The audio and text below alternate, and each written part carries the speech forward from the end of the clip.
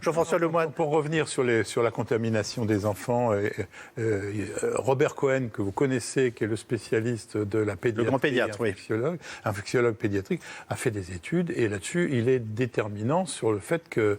Ces études sont contredites par d'autres études à l'étranger, donc la question, elle reste ouverte pour moi sur la contamination des enfants. Oui, mais vous contredisez tout. Il y a toujours quelqu'un qui va contredire une étude qui a été faite. Je veux juste qu'il termine et après vous nous rappellerez ce que vous voulez dire. Moi, je ne sais pas à l'étranger les gens qui contredisent, je ne les connais pas. Je connais Robert Cohen, je sais que c'est un de nos meilleurs infectiologues et pédiatres, et quand il affirme quelque chose, j'ai tendance à le croire. Après, on peut évidemment toujours trouver quelqu'un qui va dire le contraire. L'affaire Raoult nous a montré que ça peut aller très loin. L'affaire Raoult, on y viendra un peu plus tard, si vous le voulez bien. C'est l'exemple même. C'est l'exemple même. Géraldine, attendez, c'est intéressant parce que ce soir, je vous trouve particulièrement perturbé, ce qui n'est pas le cas d'habitude. Ça veut dire quoi que ces allers-retours qu'on vit en permanence remettent en doute pour vous toutes les données, quelles qu'elles soient? Pas du tout. Je dis simplement que sur les écoles, les collèges, les lycées, on n'a simplement pas de données. Donc on a affirmé des choses sur la faible contamination qui sont peut-être vraies parce qu'on a peu une prévalence qui est moins importante dans les écoles primaires.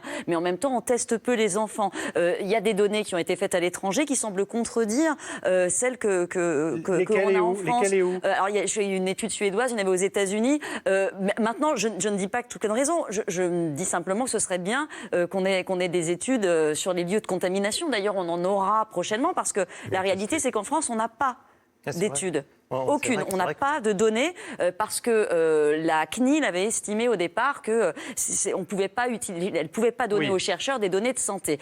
Donc, Arnaud Fontanet, je crois, avec d'autres, a commencé... Commission nationale informatique et liberté. Exactement. Donc Arnaud Fontanet a enfin, après un long bras de fer avec la CNIL, obtenu d'avoir des données. Donc on va enfin savoir un peu plus précisément où on se contamine. Parce que, je vous donne un exemple. Pardonnez-moi, on ne peut pas dire non plus qu'on ne sait rien sur rien en permanence. Ça fait 6 mois qu'on est là-dessus. Il y a des médecins qui ont les mains dans le cambouis, ils y sont toujours. Vous comprenez ma réaction? Il y a un débat sur les écoles. Et pourquoi j'insiste là-dessus? C'est qu'en s'enfermant dans le « il ne se passe rien à l'école », déjà, on n'en est pas sûr.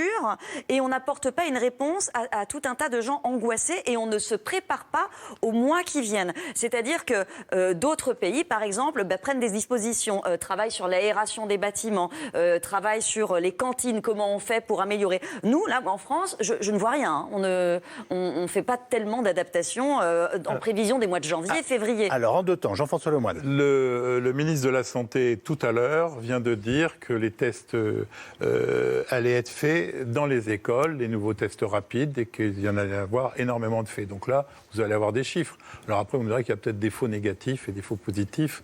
C'est pour les personnels enseignants, les tests. Mais ils vont les faire pour les enfants aussi. Avec 1,2 million de tests, ça va être compliqué. Pour revenir sur l'école, je pense que ce qui est intéressant, c'est premièrement déjà, on se doute bien qu'avec une certaine amplitude, il y a forcément un petit peu de contamination et de diffusion via l'école. Mais un petit peu probablement. Et ce qui est intéressant, c'est qu'effectivement, on ne peut pas dire on ne sait rien sur rien, mais les choses sont débattues, je suis tout à fait d'accord avec vous. Mais actuellement, il y a deux grands courants scientifiques qui s'affrontent ou qui se confrontent, en tout cas en Amérique. Et ce qui est marrant, c'est que les maximalistes de la sécurité versus ceux qui veulent un peu laisser le confinement ciblé, ils s'accordent sur, on est quand même d'accord qu'avant 10 ans, c'est pas la peine. Il n'y a pas vraiment de risque de contamination. Il y a un petit risque résiduel, mais ce n'est pas là-dessus qu'il faut agir. Et j'ajoute quand même que même si on se dit, les enfants, c'est dangereux avant 10 ans, mettons-leur un masque.